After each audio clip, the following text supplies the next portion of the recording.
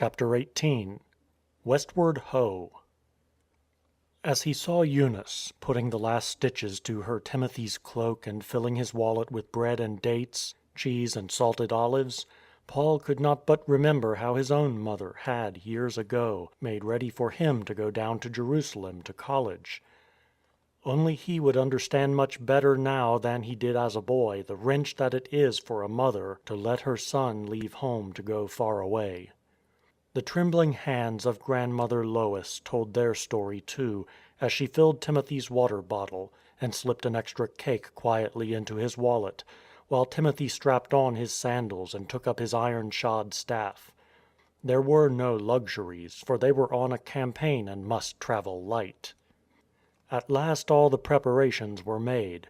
Then, with his own cloak, and perhaps Paul's, over his shoulder, and with his wallet and bottle at his girdle, Timothy said "Goodbye" to his mother and grandmother, and stepped out into the great world. Going under the arch of the west gate of Lystra, the three travellers took a road which Timothy knew well, the road to the neighbouring city, Iconium. Paul and his companions wonderfully represented the world of the northern and eastern lands of the Mediterranean. He and Silas were Jews and yet were both Roman citizens. Timothy was the son of a Greek father, though his mother was a Jewess. Greek, Roman, and Jew, they were a band in which the three threads of the empire were woven together by great love for one another and in utter devotion to their one king. Climbing over the ridge across which we have already travelled twice with Paul, they walked on all day. Before sunset they were among the orchards of Iconium. In that city, again, as in Derbe and Lystra, they brought out the letter from Jerusalem. The brethren there brought out parchment and a reed pen and carefully copied the letter, so that, if any strict Jews came and declared that Greek Christians must obey all the law of Moses, they could bring out the parchment to prove that it was not so.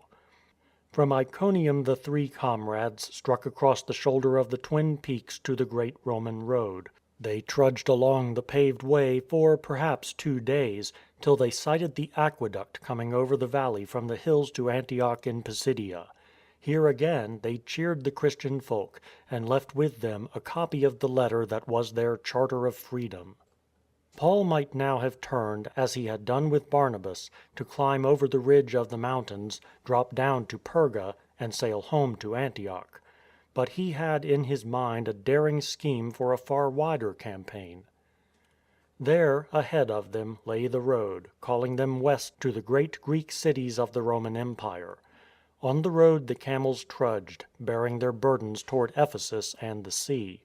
With the crack of a whip and the clatter of hoofs the imperial post rode to the west, taking the news of the empire back to Rome.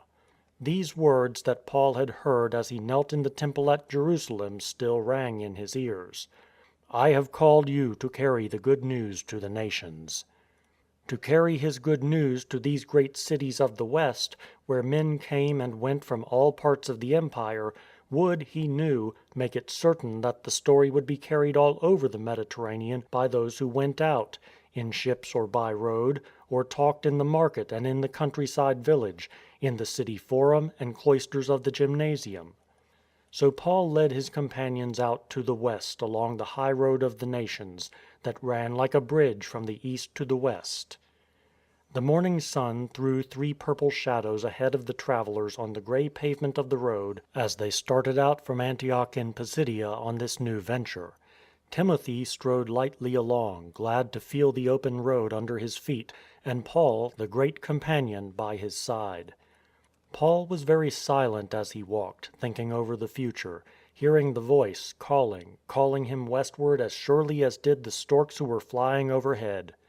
As they passed by towns on the road, Silas might ask, "Shall we not stop to preach here?"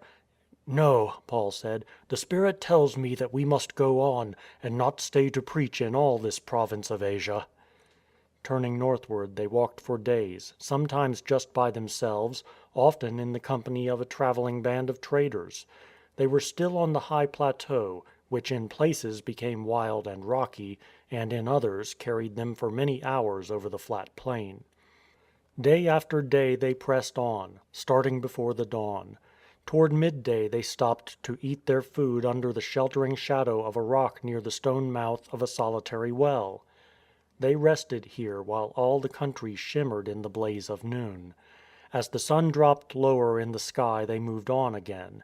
At night they slept the sound sleep of tired men in the shelter of a rough roadside inn, undisturbed by the wild cry of jackals among the hills or the hungry howl of the wolves. They would have gone on still further north into the province of Bithynia, but guidance came again through the inner voice of the Holy Spirit, who gave strong, sure leading to Paul. So they turned westward again, leaving the inviting streams that ran down their glens toward the Euxine and taking the roads through the Mysia district of Asia. They crossed river after river flowing northward, but never allowed the streams to lead them from keeping their faces toward the setting sun. Over bridge and through city and town, unhasting but unresting, talking of the work in front and the friends behind them at home, the three great companions strode along the Roman way. 600 miles now separated Paul and Silas from the brethren in Antioch in Syria, and Timothy had trudged from 200 to 300 miles. There was no spare flesh on these three companions, trained as they were to the last ounce on simple food, tramping the great road in sun and wind and rain. Timothy, with the Greek fondness for a body in perfect athletic trim, would feel the taut, wiry muscles working under his skin with ill-concealed pride. " Bodily exercise has some value in it,"